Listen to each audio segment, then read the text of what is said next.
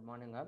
Today I am continuing the last topic discussed, the problems faced by public enterprises.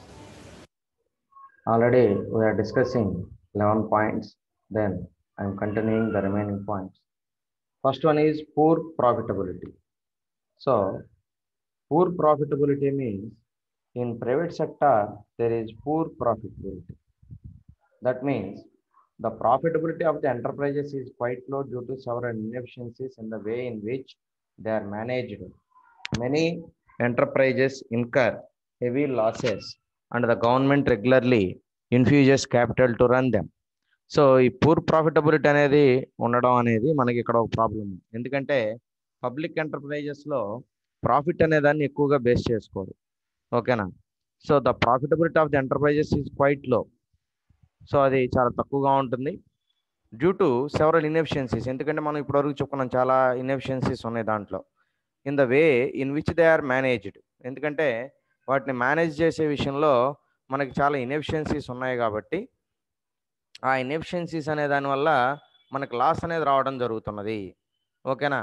So ఆ loss అనేది మనకు రావడానికి చాలా కారణాలు ఉన్నాయి, ఇది అనేమి లేదు.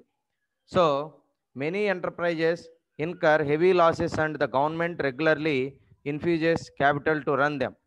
ఓకే, సో ఈ ఎక్కువ లాసెస్ అనేది హెవీ లాసెస్ అనేది రావడం వల్ల గవర్నమెంట్ అనేది కూడా రెగ్యులర్గా ఈ వీటికి క్యాపిటల్ అనేది ఇస్తూ ఉండడం అనేది జరుగుతుంది. 1 minute.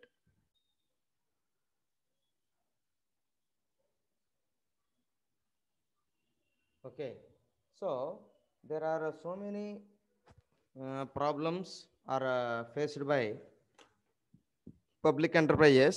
So that's why there is a continuous losses and government is regularly giving funds but not sufficient. Okay, government అనేది మనకి ఫండ్స్ అనేది రేజ్ చేస్తూ ఉంటుంది కానీ అవి సఫిషియెంట్గా సరిపోవట్లేదు. ఎందుకని గవర్నమెంట్ అయినా ఎంతకాలం ఇవ్వగలదండి? నష్టాలు వస్తున్న కొద్దీ తీసుకుని వాళ్ళకి ఇవ్వాలన్న ఫండింగ్ గవర్నమెంట్ దగ్గర కూడా డబ్బులు ఉండాలి కదా. గవర్నమెంట్కి వీళ్ళు ఒక్కళ్ళే కాదు కదా, అన్ని రకాలుగా చూసుకోవాలి కదా, అదొకటమాట.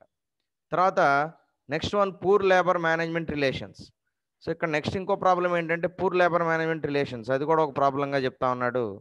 దీనిలో ఏం చెప్తున్నాడంటే the industrial climate in many of the enterprises is స్ట్రైన్డ్.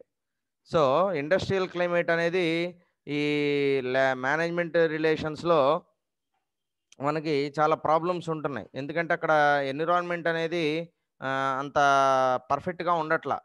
ఓకేనా? సో ఆ ఎన్విరాన్మెంట్ అనేది అక్కడ అంత పర్ఫెక్ట్గా ఉండకపోవటం వలన ఏమవుతుంది, దానివల్ల లాసెస్ అనేది వస్తున్నాయి పైన చెప్పినట్టుగానే. This results in poor employee productivity. ఎప్పుడైతే మనకి ఆర్గనైజేషన్లో ఎన్విరాన్మెంట్ అనేది ఎంప్లాయీకి ఫేవరబుల్గా ఉండదో అల్టిమేట్గా ఏమవుతుంది, దానివల్ల this results in poor employee productivity, దానివల్ల ఎంప్లాయీ ప్రొడక్టివిటీ అనేది పడిపోతుంది. ఓకేనా? సో ఎంప్లాయీ ప్రొడక్టివిటీ అనేది పడిపోవటం మూలంగా ఏమవుతుంది, దానివలన ఆటోమేటిక్గా మనకి రావాల్సినటువంటి అవుట్పుట్ మనకు రాదనమాట. తర్వాత unions are strong and strikes go slow tactics and agitations are common. ఎప్పుడైతే ఆర్గనైజేషన్లో మనకు అనుకూలమైన ఎంప్లాయీకి అనుకూలమైనటువంటి వాతావరణం లేదో దానివల్ల ఏమవుతుంది, స్ట్రైక్స్ చేయటం జరుగుతుంది ఎంప్లాయీస్, ఎజిటేషన్స్ వస్తాయి. అండ్ గో స్లో టాక్టిక్స్ అంటే కావాలనే స్లోగా పనిచేయడం, ఇట్లా ఉద్దేశపూర్వకంగానే పనిని నెమ్మదిగా చేయటం, ఇలాంటివన్నీ చేస్తూ ఉంటారు. దీనివల్ల ఏమవుతుంది, దిస్ రిజల్ట్స్ ఇన్ లో moral and motivation levels and as a consequence లో అవుట్పుట్. ఎప్పుడైతే దీనివల్ల ఏమవుతుందంటే పనిచేయాలన్నటువంటి ఆలోచన ఎంప్లాయీకి ఉండదు, దాంతోపాటుగా మోటివేషన్ లెవెల్స్ అనేవి రోజు రోజుకి పడిపోతూ ఉంటాయి. దాని పర్యవసానంగా మనకు అవుట్పుట్ అనేది తగ్గిపోతుంది. And poor quality of products and services are common. ఎప్పుడైతే మనకి అవుట్పుట్ అనేది పడిపోతుందో దాని వలన పూర్ క్వాలిటీ ఆఫ్ ప్రొడక్ట్స్, మనకి క్వాలిటీ ఆఫ్ ప్రొడక్ట్స్ అనేది సరిగా ఉండదు, పూర్ క్వాలిటీ వస్తాయి. And services are common. ఇది మనం వాళ్ళ దగ్గర నుంచి హై క్వాలిటీ ప్రొడక్ట్ అనేది మనం ఎక్స్పెక్ట్ చేయలేం. అప్పుడు అల్టిమేట్గా ఏం చేస్తారు, వీటి నుంచి పబ్లిక్ ఎంటర్ప్రైజెస్ నుంచి ప్రైవేట్ వైపుకు అల్టిమేట్గా కస్టమర్ మూవ్ అయిపోతాడు అనమాట. అర్థమైందా? సో దీనివల్ల మనకు వచ్చేటటువంటి ప్రాబ్లం అది. దెన్ నెక్స్ట్ వన్,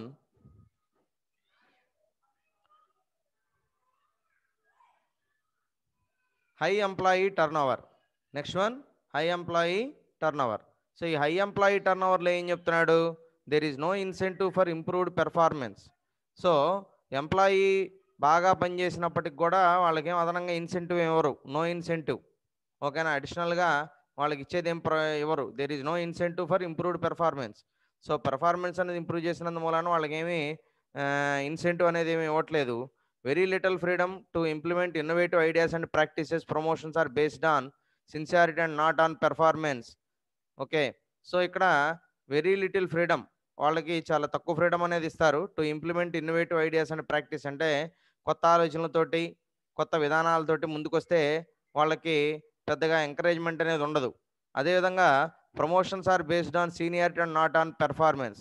ఇక్కడ ప్రమోషన్స్ అనేవి ఎలా ఇస్తారంటే పెర్ఫార్మెన్స్ని బేస్ చేసుకునేవారు, సీనియారిటీని బేస్ చేసుకుని ఇస్తారు. గవర్నమెంట్ సెక్టార్లు అంతే కదండి, ఎవరు ఎఫిషియెంట్గా పనిచేస్తున్నారో వాళ్ళకి ప్రమోషన్స్ ఎవరు ముందుగా కేవలం సీనియారిటీని అదేవిధంగా రిజర్వేషన్స్ని బేస్ చేసుకుని మనకి ప్రమోషన్స్ అనేది ఇవ్వడం జరుగుతుంది. దీనివల్ల ఏమవుతుంది, బాగా పనిచేసే ఎంప్లాయీకి నేను ఎంత పని చేసినా నాకు రిజర్వేషన్ లేదు, నాకు సీనియారిటీ లేదు, అందువల్ల నాకు ఇక్కడ ఎంత కష్టపడి పని చేసినా కూడా నాకు తగినటువంటి గుర్తింపు రాదు, నేను చేసిన పనికి నాకు సరైనటువంటి ప్రతిఫలం నాకు దక్కదనే ఫీలింగు ఖచ్చితంగా ఉంటుందన్నమాట. అందుకని బాగా పని చేయాలి అనేటువంటి ఆలోచన ఉన్నవాడు కూడా పని చేయడానికి ముందుకు రాడు. కారణం ఏంటంటే ఇవే. అర్థమైందా? సో ఈ పబ్లిక్ సెక్టార్లో ఏంటంటే ఖచ్చితంగా మనం ప్రమోషన్స్ అనేవి సీనియారిటీ బేస్ మీద మాత్రం ఇవ్వడం జరుగుతున్నది, కానీ పెర్ఫార్మెన్స్ అనేదాన్ని ఎక్కడా కూడా చూడడం లేదు. ఈ సిస్టమ్ అనేది మారట్లేదు. ఎందుకంటే తప్పదు, గవర్నమెంట్ తాను చేసుకున్నటువంటి చట్టాలను తానే గౌరవించాలి కాబట్టి గవర్నమెంట్ వాటిని పక్కన పెట్టే పరిస్థితి లేదు. ఓకేనా, తప్పదు. ఎందుకనంటే కష్టమైనా నష్టమైనా సో గవర్నమెంట్ ఆ పాలసీకి వాళ్ళు కమిట్ అయి ఉండాల్సిందే. ఓకేనా, సో ఆ కమిట్మెంట్ని విడిచి పక్కన పెట్టడం అనేది కష్టమైన పని. ఎందుకంటే గవర్నమెంటే వాళ్ళకి ఆ రూల్ ఆఫ్ రిజర్వేషన్ పాటించకపోతే ఇంకా ప్రభుత్వ సంస్థలే పాటించినప్పుడు ప్రైవేట్ రంగంలో ఇంకేం పాటిస్తాయి. కాబట్టి వాళ్ళకి పొలిటికల్గా ఇబ్బంది కాబట్టి ఖచ్చితంగా వాళ్ళ దాన్ని ఎంకరేజ్ చేయాల్సిందే. తర్వాత chance of work in new technologies is very less with salary levels very low when compared to the private sector. అదేవిధంగా ఇక్కడ కొత్త టెక్నాలజీస్ని అడాప్ట్ చేసుకోవడం లేదనంటే అదేవిధంగా ప్రైవేట్ సెక్టార్లో కష్టపడిన వాడికి దానికి తగ్గట్టుగా ప్రతిఫలం ఇస్తారు, కానీ మళ్ళీ పబ్లిక్ సెక్టార్లో జీతాలు ఇస్తున్నారు కానీ ఎంతవరకు ఇస్తారు, దానికి ఒక స్కేల్ ఒక లెవెల్ ఉంటుంది. కానీ ప్రైవేట్ సెక్టార్లో నీకు అలా ఏం లేదు. ప్రైవేట్ సెక్టార్లో ఇచ్చేవాడు ఇష్టం, వాడు ₹1,00,00,000 ఇస్తానన్నా కాదనేవాడు ఎవడో లేడు. నువ్వు ట్యాక్స్ కడతావు అంతే, ₹1,00,00,000 నువ్వు తీసుకుంటావు, నువ్వు కట్టాల్సిన ట్యాక్స్ నువ్వు కడతావు, అయిపోయింది, దట్స్ ఇట్. కాబట్టి నీకు పెర్ఫార్మెన్స్ని బట్టి నీకు ₹1,00,00,000 శాలరీలు ఇచ్చేవి కూడా బయట మనకు ఉన్నాయి. ఎందుకని, నీ యొక్క పెర్ఫార్మెన్స్. కానీ పబ్లిక్ సెక్టార్లో నీ పెర్ఫార్మెన్స్ ఎంత ఉన్నప్పటికీ కూడా, నువ్వు ఎంత కష్టపడినప్పటికీ కూడా నీకు ఇచ్చేది మాత్రం అందరితో పాటు కామన్ శాలరీనే. కాకపోతే జాబ్ సెక్యూరిటీ ఒకటి ఉంటుందనే కానివ్వండి. ప్రైవేట్ సెక్టార్కి పబ్లిక్ సెక్టార్కి ఉన్నటువంటి మేజర్ డిఫరెన్స్ ఏంటంటే ప్రైవేట్ సెక్టార్లో నీకు ఇంత శాలరీ ఇస్తున్నారని చెప్పి నిన్ను ఎవరు క్వశ్చన్ చేసేవాళ్ళు లేరు. ఎందుకంటే కంపెనీకి వచ్చే లాభాలను బట్టి, కంపెనీకి ఉన్నటువంటి ఆర్థిక స్థితిగతులను బట్టి కంపెనీని రన్ చేసే క్యాపబిలిటీ ఉన్న వాడికి ఎంతైనా ఇచ్చుకోవచ్చు. There is no restriction at all. అర్థమైందా? కానీ పబ్లిక్ సెక్టార్లో అలా కాదు కదా, గ్రేడ్స్ ఇవన్నీ ఉంటాయి. సో దాని ప్రకారంగా మాత్రం ఇవ్వాలి. కాబట్టి నువ్వు బాగా పని చేస్తున్నావు అని చెప్పి నీకు ఎక్కువ ఇవ్వడానికి ఏమో స్కోప్ లేదు గవర్నమెంట్ దగ్గర, అందరితో పాటు నీకు. అర్థమైందా? తర్వాత therefore many talented employees leave the organisation and the rate of employee turnover is high. అంతే కదా, ఎప్పుడైతే టాలెంటెడ్ ఎంప్లాయీస్ ఉన్నారో నాకు ఇక్కడ తగిన గుర్తింపు రావట్లేదు, నేను ఇక్కడ ఎంత కష్టపడినా ఇంతే కదా, నాకు ఇంతకు మించి ఏమి ఇవ్వట్లేదనే ఒక ఫీలింగ్ అనేది ఎంప్లాయీలో పడిపోవటం మూలంగా, అది మెయిన్గా టాలెంటెడ్ పీపుల్ ఏమనుకుంటున్నారంటే ఎందుకు మనం దీంట్లో పడి కొట్టుకోవడం, బయటికి పోతే మనకు మంచి శాలరీస్ వస్తాయి కదా అని చెప్పి వాళ్ళు బయటికి వెళ్ళిపోవడానికి ఎక్కువ మంది ఇంట్రెస్ట్ చూపిస్తున్నారు. దీనివల్ల ఏమవుతుంది, ఎంప్లాయీస్ బయటికి వెళ్ళిపోతున్నటువంటి రేషియో ఎక్కువ అయిపోతుంది. దాన్ని ఎంప్లాయీ టర్న్ ఓవర్ రేషియో అంటారు. ఇది ఎక్కువగా ఉండకూడదు. ఏ సంస్థ అయినా మనం మంచి సంస్థ అని చెప్పి చెప్పాలి అని అంటే దాంట్లో ముందుగా చూసేది ఏంటంటే ఎంప్లాయీ టర్న్ ఓవర్ రేషియో. అంటే ప్రతి ఇయర్ ఎంతమంది ఎంప్లాయీస్ రిలీవ్ అవుతున్నారు, ఎంతమంది ఎంప్లాయీస్ వస్తున్నారు అనేది చూసుకుంటారనమాట. సో రిలీవ్ అవుతున్న వాళ్ళ సంఖ్య పెరుగుతూ ఉన్నదనుకోండి, దాని అర్థం ఏంటంటే ఆర్గనైజేషన్లో ఎంప్లాయీకి తగినటువంటి గుర్తింపు లభించడం లేదు, అదేవిధంగా వాళ్ళకి పనికి తగ్గటువంటి వేతనాన్ని ఇవ్వట్లేదు అనేది ఇండైరెక్ట్గా చెప్పినట్టే. ఎప్పుడైతే ఎంప్లాయీ సాటిస్ఫాక్షన్గా ఉంటాడో ఆర్గనైజేషన్ పట్ల, వాడు ఆర్గనైజేషన్ వదిలిపెట్టి వెళ్ళడు. కానీ ఆర్గనైజేషన్ వదిలిపెట్టి వెళ్ళిపోతున్నారంటే ఎక్కువ మంది కారణం ఏంటి? ఆర్గనైజేషన్ వాళ్ళ గురించి పట్టించుకోవట్లేదు. వాళ్ళకి ఇవ్వాల్సినటువంటి సదుపాయాలు ఇవ్వట్లేదనే కదా ఇండైరెక్ట్‌గా అర్థం. అంతే కదండీ! మనం చెప్పాల్సిన అవసరం లేదు కదా! ఎక్కువ మంది వెళ్ళిపోతున్నారు. ఎందుకు కారణం అంటే మేనేజ్మెంట్ ఏమని చెబుతుంది? ఏం లేదులెండి వాళ్ళకి బెటర్‌మెంట్ వచ్చింది వెళ్ళిపోతున్నారు. అంటే నువ్వు బెటర్‌మెంట్ ఇవ్వనట్లేగా. అంటే నీ దగ్గర వాడు అన్‌హ్యాపీగా ఉన్నాడనే కదా! అన్‌సాటిస్ఫైడ్, అన్‌హ్యాపీగా ఉన్నాడనే కదా అర్థం. కాబట్టి ఇండైరెక్ట్‌గా మనం చెప్పాల్సిన పని లేదు. ఎంప్లాయీ టర్నోవర్ రేషియోనే సంస్థ యొక్క స్టాండర్డ్స్ గురించి ఇండైరెక్ట్‌గా తెలియజేస్తుందనమాట. ఓకే. తర్వాత నెక్స్ట్ వన్ 15థ్ point nepotism and corruption. So, next major problem is nepotism and corruption. So, ఈ నెపోటిజం అండ్ కరప్షన్‌లో ఏం చెప్తున్నాడో చూద్దాం. ఓకే. సో, ఈ నెపోటిజం అండ్ కరప్షన్‌లో ఏం చెప్తున్నాడంటే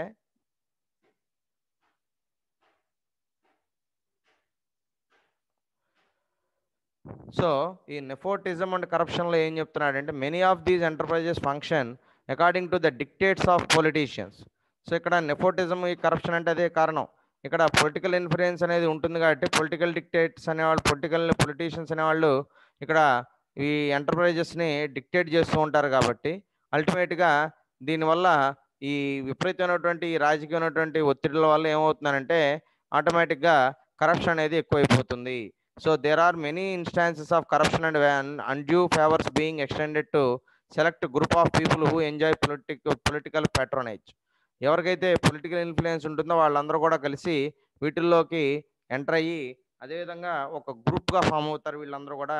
సో ఆ గ్రూప్గా ఫామ్ అయ్యి ఏం చేస్తూ ఉంటారంటే వీళ్ళు కరప్షన్ని ఎంకరేజ్ చేస్తూ ఉంటారు అని చెప్పి చెప్తూ ఉన్నాడు. ఓకేనా? సో ఎప్పుడైతే ఈ కరప్షన్ అనేదాన్ని ఈ ఎంకరేజ్ చేస్తూ ఉంటారో అల్టిమేట్‌గా ఏమైపోతుందనంటే బాగా పనిచేసేవాడు కూడా పనిచేయడానికి సుముఖత చూపించడు. ఎందుకంటే ఇక్కడంతా కరప్షన్ అయిపోయింది. అంతా అవినీతే జరుగుతుంది. కాబట్టి ఇక్కడ మనం ఉన్నా కూడా ఉపయోగం ఏం లేదు. దీనివల్ల మనకి ఇబ్బందులొస్తాయి భవిష్యత్తులో అని ఒక భయం అనేది కూడా వాళ్ళుంటుంది. అదేవిధంగా మితిమీరినటువంటి రాజకీయ జోక్యం వల్ల కూడా బాగా పనిచేసేవాడికి కూడా కొంచెం ఇబ్బందిగా ఉంటది. ఎందుకంటే నేను కష్టపడి పని చేస్తున్నాను.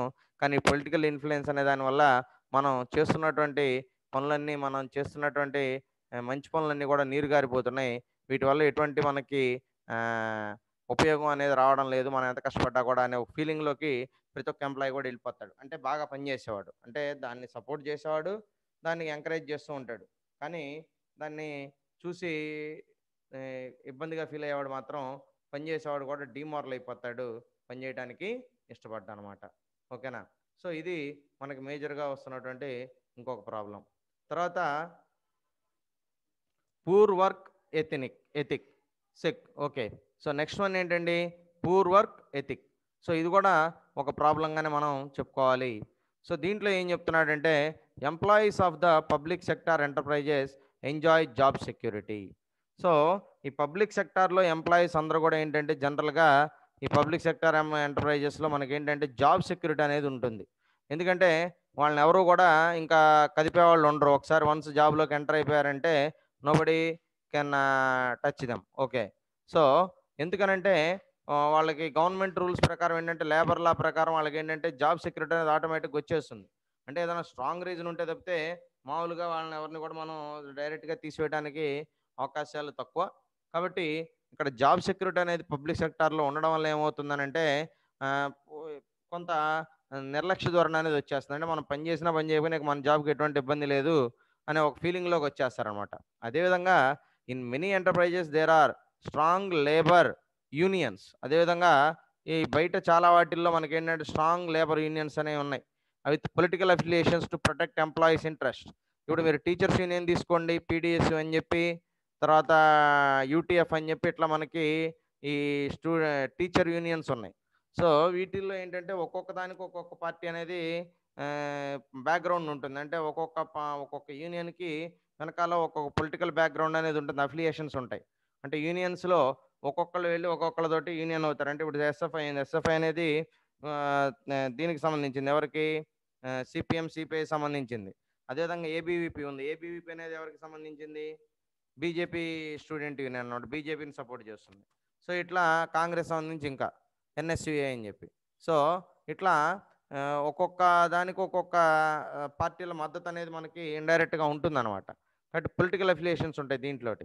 కాబట్టి ఆ పొలిటికల్ పార్టీస్ ఎజెండా తోటి యూనియన్స్ కూడా పనిచేస్తూ ఉండడం అనేది జరుగుతున్నది. అదేవిధంగా ఇక్కడ ఆర్గనైజేషన్ లెవెల్‌లో కూడా ఈ ఎంప్లాయీస్ అనేవాళ్ళు లేబర్ యూనియన్స్ అనేది ఏర్పాటు చేసుకుని దాంట్లో పనిచేసే వర్కర్స్ ఆ యూనియన్స్ ఒక పొలిటికల్ పార్టీ తోటి అఫిలియేట్ అవుతాయి.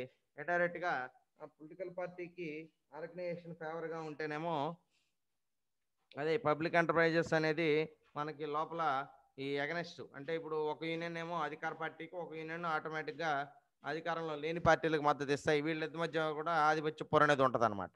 అదొకటి ఇక్కడ మేజర్ ప్రాబ్లంగా చెప్పుకోవచ్చు. Due to these factors employees do not feel the need to work in a dedicated manner and contribute to the growth of the organization. So దీనివల్ల ఏమవుతుందనంటే ఈ ఫ్యాక్టర్స్ వల్ల employees do not feel the need to work in a dedicated manner. ఏ ఒక్కళ్ళు కూడా డెడికేటెడ్గా పనిచేయాలని చెప్పి అనుకోరు. ఎందుకని? సో మనం కష్టపడి పని చేసినా మనకేం ఉపయోగం లేదు, చేయకపోయినా మనల్ని అడిగేవాళ్ళు ఎవరు లేరని ఒక ఫీలింగ్లోకి వెళ్ళిపోతారు. దానివల్ల ఏమవుతుందనంటే ఎఫిషియన్సీ అనేది పడిపోతుంది. ఇది ఆటోమేటిక్గా ఆర్గనైజేషన్ గ్రోత్ మీద కూడా ఎఫెక్ట్ అవుతుంది. ఎప్పుడైతే ఎంప్లాయీ ప్రతి ఒక్కడు నాది అనుకుని పని చేస్తాడో అప్పుడు ఆర్గనైజేషన్ డెవలప్ అవుతుంది.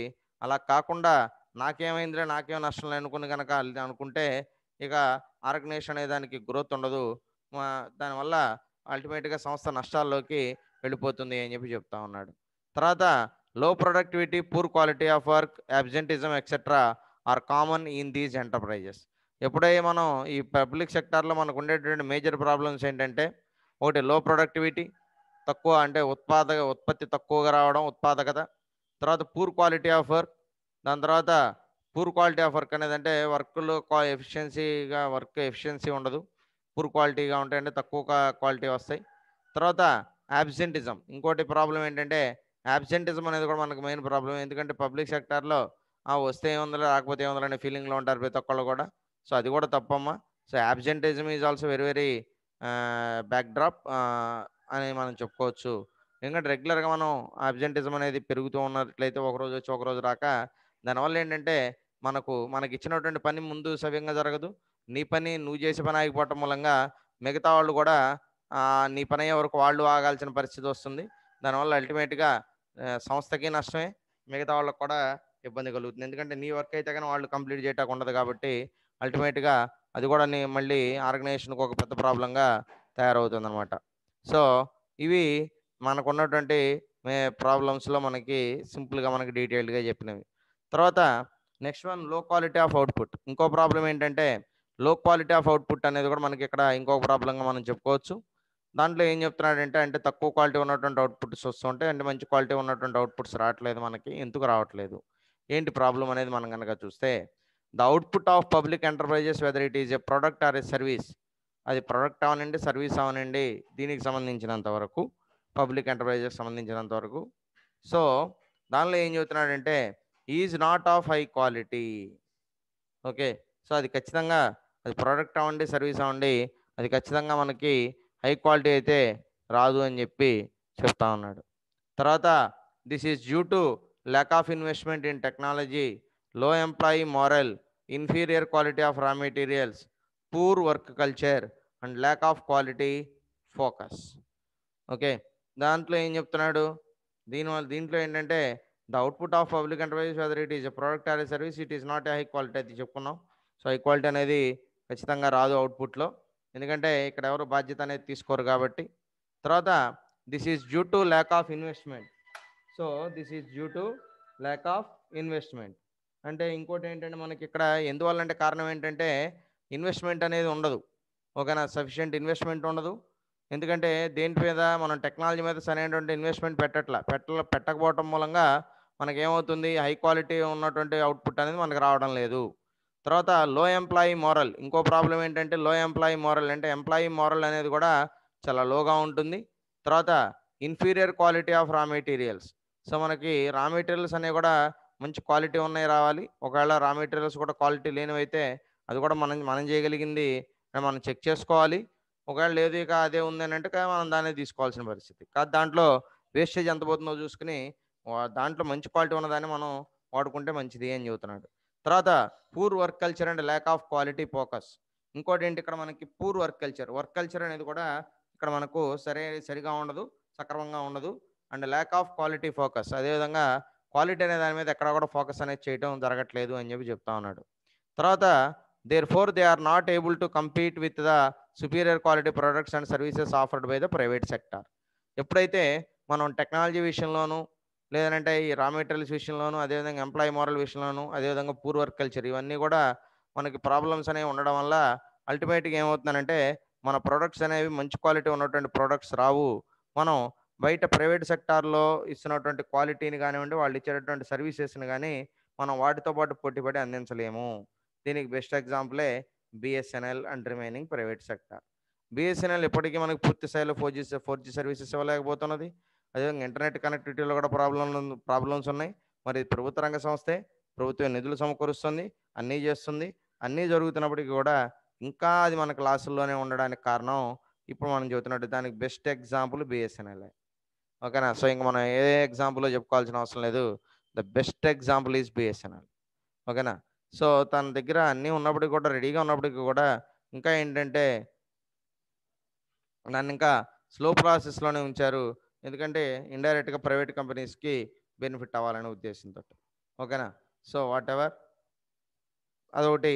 ఇక్కడ మనకు ప్రైవేట్ సెక్టార్ తోటి పబ్లిక్ సెక్టార్ అనేది అవుట్పుట్ విషయంలో, అవుట్పుట్ క్వాలిటీ విషయంలో పోటీ పడలేకపోతుంది అని చెప్పి చెప్తా ఉన్నారు. సో ఇది కూడా మనకి ఒక మేజర్ ప్రాబ్లంగానే మనం మాట్లాడుకోవచ్చు అని చెబుతున్నాడు. తర్వాత అన్సర్టైన్ ఫైనాన్షియల్ అలొకేషన్. తర్వాత ఇంకోటి ఏంటంటే next major problem uncertain financial allocations. ఇది కూడా మనకి ఇంకొక మేజర్ ప్రాబ్లంగా చెప్పుకోవచ్చు. దీనిలో ఏం చెప్తున్నాడంటే these units are dependent on the government for funding and the quantum of funds allocations in uncertain. So ఇక్కడ మనం చెప్పుకుంటే దీంట్లో these units are dependent on the government. So ఎందుకంటే ఈ ఎంటర్ప్రైజెస్ అనేవి, పబ్లిక్ ఎంటర్ప్రైజెస్ అనేవి మొత్తంగా గవర్నమెంట్ మీద డిపెండ్ అయి ఉంటాయి కాబట్టి dependent on the government for funding and the quantum of funds allocation is uncertain. So తర్వాత ఇంకోటి dependent on the government for funding and the quantum of funds allocation is uncertain. అది కానీ funds allocate చేయడం అనే దాని విషయంలో ఎక్కడ కూడా క్లారిటీ అనేది లేదు. అది ఎప్పుడు కూడా అన్సర్టైన్గా ఉంటుంది, అంటే అసంపూర్ణంగానే ఉంటుంది. Therefore they are not in a position to plan for long term investments. So దానివల్ల ఏమవుతుందంటే therefore they are not in a position to plan for long term investments. Long term investments అనేది plan చేయడానికి కష్టం అయిపోతుంది అంటున్నాడు. ఓకేనా? So మనం long term investments అనేవి మనం ప్లాన్ చేయలేము అంటున్నాడు. ఎందుకంటే ఈ పొజిషన్లో మనం లాంగ్ టర్మ్ ఇన్వెస్ట్మెంట్స్ అనేవి ప్లాన్ చేయడం కష్టం అయిపోతుంది. ఓకేనా? So then it needs in an efficient manner. So investment needs in an efficient manner. అదేవిధంగా లాంగ్ టర్మ్లో మనం ప్లాన్ చేయాలనుకున్నప్పుడు మనం వాటిని ఎఫిషియెంట్గా చేయాలి, కానీ ఎఫిషియెంట్గా చేయలేకపోవటం మూలంగా కూడా మనకి ప్రాబ్లమ్స్ అనేది రావడం జరుగుతుంది అని చెప్పి చెబుతా ఉన్నాడు. తర్వాత next one overcapitalisation. Next 19th one overcapitalisation. అంటే పెట్టుబడి ఎక్కువైపోవటం అనేది కూడా ఒక ప్రాబ్లంగా చెబుతున్నాడు. ఓవర్ క్యాపిటలైజేషన్ అంటున్నాడు. దానిలో ఏం చెప్తున్నాడంటే due to inefficient financial planning, lack of effective financial control and easy availability of money from the government, several public enterprises suffer from overcapitalisation. ఎప్పుడైతే ఇన్ఎఫిషియెంట్ ఫైనాన్షియల్ ప్లానింగ్ అంటే మనకి ఎప్పుడైతే ఫైనాన్షియల్ ప్లానింగ్ అనేది ప్రాపర్గా జరగడం లేదో, దాంతోపాటుగా lack of effective financial control and easy availability of money from the government. అదేవిధంగా lack of effective financial control అంటే ఫైనాన్షియల్ కంట్రోల్ అనేది మనకి లేకపోవటం మూలంగా and easy availability of money from the government. అదే మనం దేనికి అలవాటు పడిపోయారు, గవర్నమెంట్ నుంచి మనకి ఈజీగా వస్తుంది మనీ, నష్టాలు వస్తాయంటే లాభాలు వస్తాయంటే మనం చేస్తేంటి చేయకపోతే గవర్నమెంట్ నుంచి అయితే డబ్బులు వస్తున్నాయి కాబట్టి వాటిని మనం పెట్టుకుందాం, అవుతూ ఉంటుంది, అప్పులు అవుతూ ఉంటాయి, గవర్నమెంట్ డబ్బులు ఇస్తూ ఉంటుంది, మనకు కావాల్సింది అదే కదా, ఫండింగ్ ఉందా లేదా, వస్తుంది, గవర్నమెంట్ ఇస్తుంది, మన దగ్గర డబ్బులు లేవంటే ఇంకా వాటికి మేనేజ్మెంట్కి ఏం ప్రాబ్లం ఉంటుంది, ఏం ఉండదు కదా. సో మనకి డబ్బులు అయిపోగానే గవర్నమెంట్ ఇస్తుంది, ప్లస్ మనకి ఎటువంటి ఇబ్బంది లేదు. సో నష్టాల్లో ఉందని చెబుతున్నాం, దానికి నేను ఒక్కడనో నువ్వు ఒక్కడో బాధ్యుడు కాదు, ఎవరినో ఒకరిని బాధ్యుడిని చేరిగా ఇక్కడ. సో కాబట్టి అది కూడా మనకి ఇక్కడ problem. Several public enterprises suffer from overcapitalisation. So దీనివల్ల కూడా మనకు ఓవర్ క్యాపిటలైజేషన్ అనేది అయిపోతుంది. సో అది కూడా మనకు ఒక మేజర్ ప్రాబ్లం. తర్వాత resulted in high capital output ratio and wastage of scarce capital resources. So దాంతోపాటుగా మనకి ఇంకొక ఇబ్బంది కూడా మనం చెప్పుకుంటే కనుక మనకి ఈ హై క్యాపిటల్ అవుట్పుట్ రేషియో అనేది మనకి రావాలి అని అంటే కనుక, ఓవర్ క్యాపిటలైజేషన్ రావాలి అంటే కనుక దాంట్లో మనకి capital output ratio and wastage of scarce capital resources. So దాంట్లో మనకి ఎన్ని రిసోర్సెస్ మనం వేస్ట్ చేసుకుంటున్నాం అనేది జాగ్రత్తగా చూసుకోవాలి, వేస్టేజ్ అనేది లేకుండా. ఎందుకంటే మనకన్నా రిసోర్సెస్ని ఎప్పుడైతే మనం పూర్తి స్థాయిలో వాడుకుంటామో అప్పుడే మనకి ప్రాపర్ బెనిఫిట్ అనేది వస్తుంది. సో మనకు కూడా వర్క్ అనేది ఈజీగా అయిపోతుంది అనమాట. కాబట్టి ఈ ఓవర్ క్యాపిటలైజేషన్ అనేది కూడా ఇంపార్టెంట్. అంటే మితిమీరినగా మనకి డబ్బులు వస్తున్నాయన్నా కూడా ఆటోమేటిక్గా ఎంప్లాయీస్లో అలసత్వం వచ్చేస్తుంది. ఎందుకంటే మనం పని చేసినా పని చేయకపోయినా ఆర్గనైజేషన్కి వచ్చే డబ్బులు ఆర్గనైజేషన్కి వచ్చేస్తున్నాయి. సో కాబట్టి మనం కష్టపడి పని చేసినా వస్తాయి, రాకపోయినా వస్తాయి. మన జీతం మనకు వస్తుంది, నెల నెల మన జీతం మనం తీసుకుంటున్నాం లేదా, మనం హ్యాపీగా ఉన్నాం లేదా, మనకి ఈ సంస్థ ఉంటే ఉంది లేకపోతే ఉంది, మనకు వచ్చే నష్టం ఏం లేదు అనే ఫీలింగ్లోకి వెళ్ళిపోతారు. కాబట్టి ప్రతి ఒక్కరిని కూడా ఇక్కడ జవాబుదారీతనం తీసుకురావాలి. ప్రైవేట్ సెక్టార్లో కూడా ఈ పబ్లిక్ సెక్టార్లో కూడా రూల్ ఆఫ్ రిజర్వేషన్ అమలు చేస్తూనే ఎఫిషియెంట్ పీపుల్ని తీసుకోవడం అనేది చేయాలి. ఎప్పుడైతే ఇన్ఎఫిషియెంట్ పీపుల్ని తీసుకుంటున్నారో దానివల్ల ఏమవుతుందనంటే సో అల్టిమేట్గా తర్వాత వాళ్ళకి ఇబ్బంది అయిపోతుంది. వాళ్ళకి చెప్పినా కూడా మనం వినే పరిస్థితి ఉండట్లేదు. ఓకేనా? సో కాబట్టి ఇది మనకు మేజర్గా ఉన్నటువంటి ప్రాబ్లమ్స్లో మనం ఓవర్ క్యాపిటలైజేషన్ అనేది. సో కాబట్టి మనం ఎప్పుడు కూడా ఈ మనకున్నటువంటి క్యాపిటల్ రిసోర్సెస్ ఏవైతే ఉన్నాయో ఆ క్యాపిటల్ రిసోర్సెస్ అనేవి మనం ఎఫిషియెంట్గా వాడుకుంటూ దాంతోపాటుగా మనకున్నటువంటి రిసోర్సెస్ని మనం ఎక్కడ వేస్ట్ కాకుండా మనం వాటిని ప్రాపర్ మేనర్లో యూటిలైజ్ చేసుకుంటూ మనం కనుక ముందుకు వెళ్ళగలిగితే అల్టిమేట్గా మనం సక్సెస్ అవుతాం. లేకపోతే మనం ఇబ్బంది పడతాం. దానికోసమే అడ్మినిస్ట్రేటివ్ దీనిలో మనం ఎగ్జాంపుల్ తీసుకుంటే the administrative reforms commission found that Hindustan aeronautics and heavy engineering corporations and industrial drugs and pharmaceuticals limited were overcapitalised. So ఇక్కడ ఎగ్జాంపుల్గా ఏం చెబుతున్నాడు, ఒకటి హిందుస్థాన్ ఏరోనాటిక్స్, తర్వాత హెవీ ఇంజనీరింగ్ కార్పొరేషన్ హెచ్ఈఎల్, తర్వాత and Indians drug and pharmaceuticals limited IDPL. So work overcapitalised, ఇవన్నీ ఓవర్గా capitalise అయినాయి. Okay. So such overcapitalisation resulted in high capital output ratio. దానివల్ల ఏమవుతుంది, మిషన్లో హై క్యాపిటల్ అవుట్పుట్ రేషియో అనేది వస్తుంది. And wastage of scarce capital resources. So ఈ wastage ఏవైతే ఉన్నాయో దానికి సంబంధించినటువంటి ఈ స్కార్సీ క్యాపిటల్ రిసోర్స్ ఏవైతే ఉన్నాయో వాటిని మనం ఈ వేస్టేజ్ అనే దాంట్లో మనం చూసుకోవాలి. క్యాపిటల్ అవుట్పుట్ రేషియో ఈ మూడు చూసుకోవాల్సిన అవసరం ఉంటుంది. సో ఇది ఓవర్ క్యాపిటలైజేషన్ అనే దాని గురించి. తర్వాత నెక్స్ట్ పాయింట్ చూస్తే ల్యాక్ ఆఫ్ కోఆర్డినేషన్. సో ఇక్కడ మనకు ఉన్నటువంటి ఇంకొక మేజర్ ప్రాబ్లం ఏంటంటే ల్యాక్ ఆఫ్ కోఆర్డినేషన్. సో ఈ ల్యాక్ ఆఫ్ కోఆర్డినేషన్ అంటే ఏంటంటే ఒకళ్ళతో ఒకళ్ళు కలిసి పని చేయకపోవడం, అంటే ఒకళ్ళ మధ్య ఒకళ్ళ మంచి సత్సంబంధాలు లేకపోవడం, కోఆపరేటివ్ నేచర్ అనేది లేకపోవడం అనేది కూడా మనకి ఇక్కడ ఇంకొక ప్రాబ్లంగా చెబుతాను, అంటే ల్యాక్ ఆఫ్ కోఆర్డినేషన్. దీనిలో ఏం చెప్తున్నాడంటే various state enterprises are dependent on one another as the output of one enterprise is the input of another. So ఇక్కడ మనకి ఈ మేజర్ ప్రాబ్లం ఏంటంటే కోఆర్డినేషన్ అనేది ఉండదు, ల్యాక్ ఆఫ్ కోఆర్డినేషన్. ఓకేనా?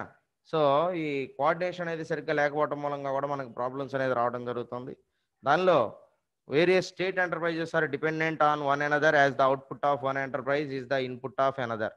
సో ఇక్కడ మనకి ఈ స్టేట్ ఎంటర్ప్రైజెస్ ఏవైతే స్టేట్ ఎంటర్ప్రైజెస్ అనేవి మనకి ఒకదాని మీద ఒకటి డిపెండెంట్ అయి ఉంటాయి. One another as the output of one enterprise is the input of another. అంటే ఒక ఆర్గనైజేషన్ ఒక ఎంటర్ప్రైజ్ యొక్క ఇన్పుట్ అనే దాని మీద ఇంకొక ఆర్గనైజేషన్ యొక్క ఇన్పుట్ అనేది అదే అవుట్పుట్, అదే ఒక్క ఎంటర్ప్రైజ్ యొక్క అవుట్పుట్ అనేది ఇంకొక ఎంటర్ప్రైజ్కి పబ్లిక్ ఎంటర్ప్రైజ్కి ఇన్పుట్ అవుతుంది. అంటే ఒక దానిలో తయారైనటువంటి వస్తువు ఇంకో దానికి ఇన్పుట్ అవుతుంది అనమాట. అంటే ఏఎన్ఏ సంస్థలో తయారైనటువంటి అవుట్పుట్ వచ్చినట్టు దాని నుంచి వచ్చినటువంటి అవుట్పుట్ ఇంకొక సంస్థకి ఇన్పుట్ అనేది అవుతుంది అంటున్నాడు. One enterprise is the input of another.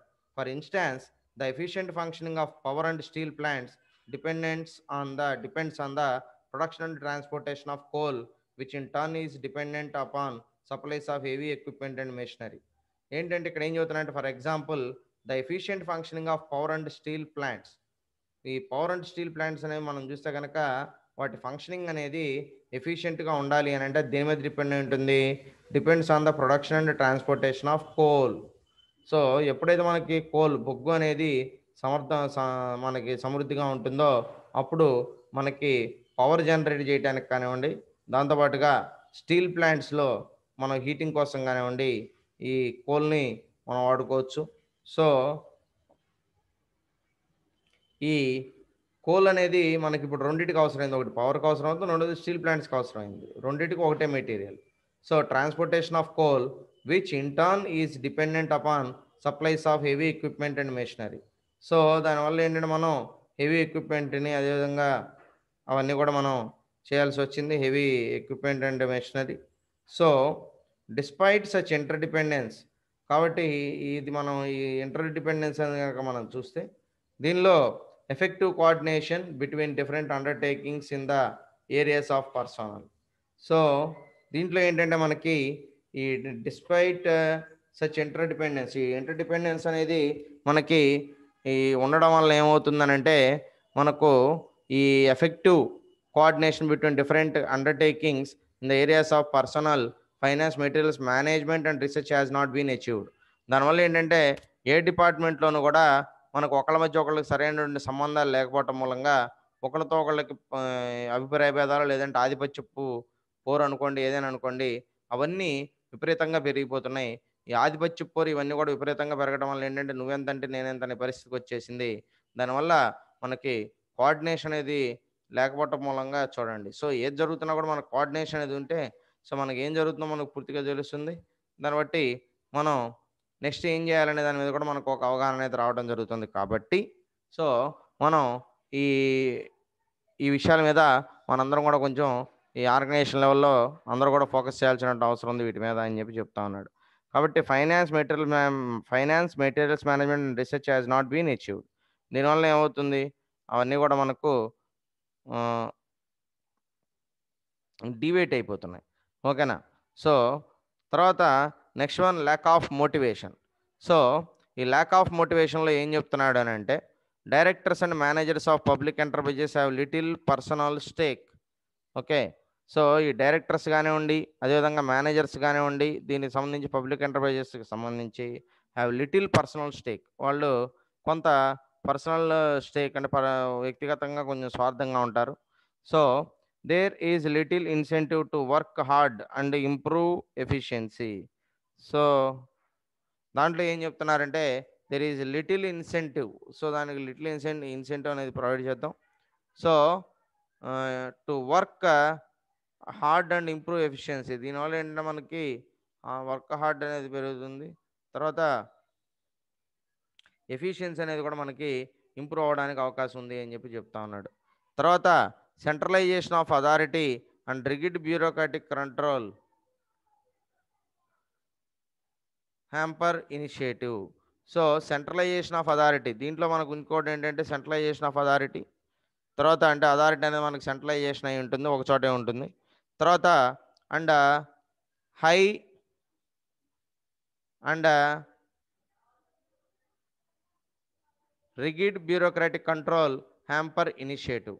దాంతోపాటుగా మనకు rigid bureaucratic control hamper initiative. So ఈ రిగిడ్ బ్యూరోక్రాటిక్ కంట్రోల్ అనేది మనకు ఉంటుంది అంటున్నాడు. దీనివల్ల ఏంటంటే ఇది కూడా మనకి ఇనిషియేటివ్ అనేది మనకి తీసుకోలేరు. దానివల్ల కూడా మనకి ఇనిషియేటివ్ అనేది లేకపోవడం మూలంగా కూడా మనకి ప్రాబ్లం అనేది వస్తుంది, అదొకటి. తర్వాత quick decisions and flexibility of operations. అదేవిధంగా మనకు క్విక్ డెసిషన్స్ అదేవిధంగా ఫ్లెక్సిబిలిటీ ఆఫ్ ఆపరేషన్స్ అనేది కూడా మనకి ఇబ్బందిగానే ఉంటుంది. తర్వాత personal touch with employees and sensitivity to consumers needs are lacking. Okay. So ఇక్కడ ఇంకోటి ఏం చెబుతున్నాడు, పర్సనల్ టచ్ విత్ ఎంప్లాయీస్ తోటి పర్సనల్ టచ్ అనేది ఉండాలి, and sensitivity to consumers needs are lacking. ఓకేనా. సో తర్వాత మనకి పర్సనల్ టచ్ అనేది ఉంటుంది ఎంప్లాయీస్కి, అండ్ సెన్సిటివిటీ టు కస్టమర్ యొక్క సెన్సిటివిటీ, కస్టమర్ ఏం కోరుకుంటున్నాడు ఏంటి అనేది కూడా మనకి ఇక్కడ తెలుసుకోవడం అనేది జరగడం లేదు.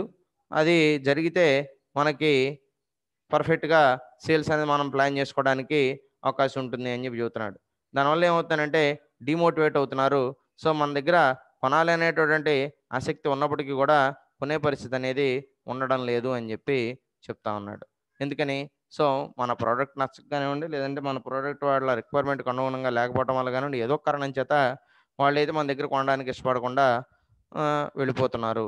సో దీనివల్ల కూడా మనకి ప్రాబ్లమ్ అనేది వస్తుంది. ఎందుకంటే ఎంప్లాయీ డిసిషన్స్ అనేది క్విక్గా ఉండాలి. తర్వాత ఆపరేషన్స్ విషయంలో ఫ్లెక్సిబిలిటీ ఉండాలి. తర్వాత హార్డ్ అనేది ఉండాలి. అంటే హార్డ్ వర్క్ చేయించుకున్నప్పుడు వాళ్ళకి తగ్గట్టుగా ఇన్సెంటివ్ కూడా ప్రొవైడ్ చేయాలి. అంతే కదండీ! పని చేయించుకున్నప్పుడు దానికి తగ్గట్టుగా వాళ్ళని మనం అమౌంట్ పే చేయాలి. అదేవిధంగా సెంట్రలైజేషన్ ఆఫ్ అథారిటీ అనేది ఉండకూడదు. దానివల్ల బ్యూరోక్రాటిక్ నేచర్ అనేది వచ్చేస్తుంది. దాని తర్వాత క్విక్ డెసిషన్స్ తీసుకోవడానికి కూడా ఎంప్లాయీస్‌కి మీరు కొన్ని వెసులుబాట్లు అనేది ఇవ్వాలి డెసిషన్స్ తీసుకోవడానికి. అదేవిధంగా ఫ్లెక్సిబిలిటీ ఆఫ్ ఆపరేషన్స్ అనేది కూడా ఫ్లెక్సిబుల్‌గా ఉండాలి అని చెప్పి చెబుతా ఉన్నాడు. And personal touch with employees and sensitivity to consumers needs are lacking. So ఇది కూడా మనకు ఒక ప్రాబ్లంగా చెప్తా ఉన్నాడు. సో అది కూడా మనం చూసుకోవాల్సిన అవసరం ఉంది. ఓకే.